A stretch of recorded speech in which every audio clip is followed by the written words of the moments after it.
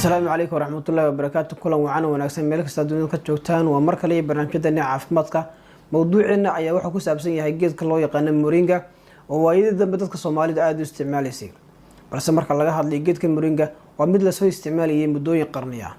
sababaha loo isticmaalayay ayaa ahayd faa'iidooyinka caafimaad ee laga helo iyo sidoo kale in dadku markaa ay u isticmaalaan dawo ahaan waxa sidoo kale geedka moringa uu dawo ka yahay cudurrada ay keenaan funguska fayraska iyo sidoo kale kuwa ku dhaca maskaxda waxa kale oo sidoo kale uu dawo ka yahay ama ku hortag u yahay cudurrada ku dhaca markaas ama keena wax loo yaqaan inflammation-ka sida markaa bararka iyo markaa waxyaabaha la midka ah ku dhaca iyo isbedelada ku yimaada markaa unugyada inta markan ka nimaadno asal ahaan geedka moringa wuxuu ka soo jeedaa dalka Hindiya waxaana sidoo kale lagu arkay meelo badan oo kamid ah dunida isla markaana uu ka baxay sida qaaradda Afrika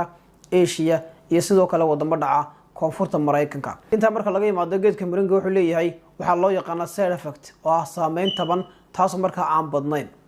ugu dambeyntii waxa kale la soo jeedinaya marka qofku isticmaalayo geedka moringa inuu la tashado dhakhtar ama marka qof dawooyinka yaqaan iyada marka ay sababtan qaybta dambe ku sheegi doono marka laga hadlayo faa'iidooyinka laga helo geedka moringa waxa kamid ah kuwa soo socda inuu ka hortago isla markaana uu nafaqeeyo timaha iyo maqaarka laga hadlayo geedka moringa saliidda laga soo saaro waxay ka hortagtaa waxa loo yaqaan free radicals oo waxyaabaha marka metabolism ku dhaco ama waxyaabaha marka cuntada la burburiyo ka soo hara kuwaas oo halis ku ah caafimaadka timaha gaar ahaan marka unugyada marka halka timuhu ka soo baxaan kuwaas marka jirka uu ka safeeyaan dabeetana waxa ka dhigan marka timihii kuwa caafimaad qaba dhinaca kale marka laga hadlayo ama maqaarka waxa ku jira proteinadaas marka waxay yihiin kuwa sare u qaada heerka biyaha waxay ka hortagaan inaan noqon maqaarka mid qalalan isla markaana waxay sameeyaan inay ka saaraan marka waxyaabaha sunta ah marka labada shaqo qabtaan waxay sare u qaadaan sidoo kale guud ahaan marka laga hadlayo geedka moringu caafimaadka iyo badqabka marka laga hadlayo maqaarka iyo timaha qodobka labaad wuxuu yahay wuxuu hoos u dhigaa geedka moringa waxa loo yaqaan adeema luqadda qalaad ama waxa loo yaqaan bararka siyaabo marka hoos ugu dhigay waxa ka mid tahay inuu yareeyo waxa loo yaqaan xanuunka qofka marka uu dareemayo marka qofku uu bararo waxa ku ururaya meeshii biyaha ku ururaya iyadoo marka unugyada ka soo baxayo dabeetana wuxuu qofku dareemaya xanuunkaas wuxuu ka imanaya marka caadada isku dhaco neerfihii dabeetana qofku wuxuu dareemaya xanuunkaas marka hoos u dhigay geedka moringa inuu sare u qaado ama uu ilaaliyo badqabka beerka khaasatan waxa jira dadka qaarkood qaata dawooyinka loo qaato TB-da oo kale kuwa loo yaqaan antitubercular drugs dawooyinkaasi waxay sameeyaan ama inta badan uu ka dhaca burburintooda beerka dabeetana waxa inta badan ay dhaawacaan beerka haddii qofku qaato dawooyinkaas waxa inta badan la soo jeediyaa talo ama daraasado la qaaday in qofku marka uu isticmaalo geedka moringa si marka aanu beerkiisa wax dhaawac aan u soo gaadhin qodobka saddexaad wuxuu yahay inuu daweeyo ama uu ka hortago waxa loo yaqaan kansarka waxyaabaha la soo jeediyo waxa kamid ah in waxyaabaha laga soo saaro ama laga sameeyo ee dawooyinka geedka moringa inay faa'iido u leeyihiin ama qofka ka caawiyaan inay ka hortag u yihiin meel kasta oo kamid ah qofka jirkiisa oo muuqata marka inuu kansar sameeyo inay marka ay ka hortag ay u noqon karaan sida marka lagu arkay cilmi baaris la sameeyay waxa ku jirta maadada loo yaqaan niacin ta shaqada marka waxay tahay in marka ay burburiso unugyo kasta marka uu muuqda marka inuu kansar uu sameysmi karo isku dhiskan shaqadiisa ugu badan ee marka uu hayaa waxa weeyaan inuu ka hortago unugyada nooca marka uu dhaqmaya iyadoo ognahay inuu kansarku ka sameysmo unugyo marka ka gudbay xayndaabka marka xadidida ee marka unugyada ay ku qaybsamaan qodobka shanaad wuxuu hoos u dhigaa xanuunada marka qofku uu ka dareemayo caloosha xanuunada waxa kamid ah constipation marka calool istaaga ama calool fadhiga geedka moringa wuxuu ka hortag ka yahay xanuunada noocaas waxa kale sidoo kale uu dawo ka yahay xanuunada ku dhaca dheef mareenka sida gastritis ama gastric waxa loo yaqaan waxa kale oo hoos u dhigaa waxa loo yaqaan boogaha ku sameysma qaybta dambe ee mindhicirka weyn loo yaqaan ulcerative colitis kuwaana marka hoos ayuu dhigaa calaamadaha noocaas marka inta ka nimaadno waxa sidoo kale geedka moringa uu shaqeeyaa sida dawooyinka loo yaqaan antibiotic waxa ka hortaga bakteeriyada marka iyadu ku koraysa habdhiska dheef mareenka dhinaca kalena waxa laga helaa fitamiinka loo yaqaan vitamin B kaas oo marka sare u qaada badqabka iyo caafimaadka habdhiska dheefshiidka qodobka lixaad waxa uu ka dhigaa lafaha kuwa caafimaad qaba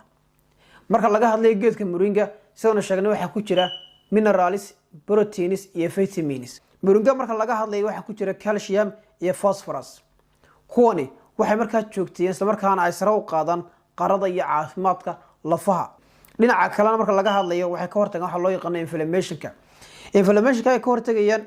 waxyaabaha markaa laga soo saaro moringa waxaa inta badan qofka ka caawiyaan in markaa uu kaga daweysmo ama uu kaga ladnaado xaaladaha caafimaad darro sida xanuunka loo yaqaano arthritis-ka ama Soomaalidu u taqaano rheumatism-ka oo kale kaasoo markaa ku dhaca isgoysyada markaa lafaha ku dhaca. Qodobka toddobaad waxa ka hortagu yahay waxa loo yaqaano habdhiska dhiig wareega.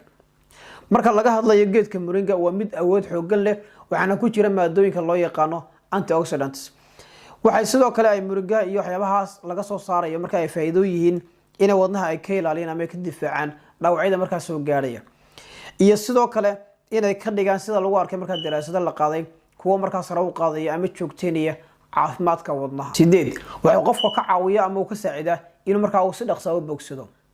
waxyaabaha laga soo saaray geedka moringa sida markaa lagu arkay daraasado la qaaday ama markaa la tijaabiyay dadkii isticmaalay ee markaa dhaawacyada ay soo gaareen waxay markiiba uu ka saaciday ama uu ka caawiyay in markaa qofku si dhaqso ah u bogsado. waxa uu sidoo kale hoos u dhigay muddadii markaas qofka dhaawaciisa uu qaadanayay markaa in markaa uu soo gaabiyo oo markaa muddo gaaban markaa uu ka dhigo. waxa sidoo kale gabi ahaanba meesha ka saaray in lagu arko wax calaamado oo markaa ku sii taalo qofka jirkiisa taasoo markaa ka dhigaysa faa'iidooyinka cajiibka ee markaa laga helo geedka markaa ay noqoto in markaa uu qofka ka caawiyo waxa loo yaqaano bogsashada nabarada markaa dhaawacyada qofka soo gaadha. macaanka ama sonkorowga geedka moringa waxa uu qofka ka caawiyo inuu hoos u dhigo xaddiga markaa glucose ama sokorta markaa ku jirta dhiiggiisa. haddii markaa xaddigaas uu aad uga sareeyo markaa inta qofka loo baahan yahay caadi ahaan. dhinaca kale sidoo kale waxa uu hoos u dhigay borotiinada iyo sidoo kale sokoraha ku jira qofka kaadidiisa marka la baarayo. tusaalahaan oo kale haddii markaa yihiin kuwa aad u sareeya waxa uu ku soo celiyaa xaddiga saxda ee markaa qofka looga baahan yahay markasta oo markaa qofkaas uu yahay qof caafimaad qaba. dhinaca kalena waxa horumariya xaddiga ama heerka waxa loo yaqaan hemoglobinta oo shaqadeedu tahay in qaado oksijiinta taasoo markaa geysa unug kasta oo kamid ah qofka jirkiisa. daweynta asmada ama xiiqda geedka moringa wuxuu hoos u dhigaa darnaanshaha xiiqda ama asmada. sidoo kale wuxuu hoos u dhigaa inaanay dhuumaha yaryar loo yaqaano bronchiolisku aanay noqon kuwo markasta si caada soo haysta taasoo markaa keenaysa in qofka markaa uu naqaska ku dhigo. dhinaca kalena waxa inta badan sida la arkay ama daraasada lagu arkay markaa qofka uu ka saacidaya inuu horumariyo shaqada sababada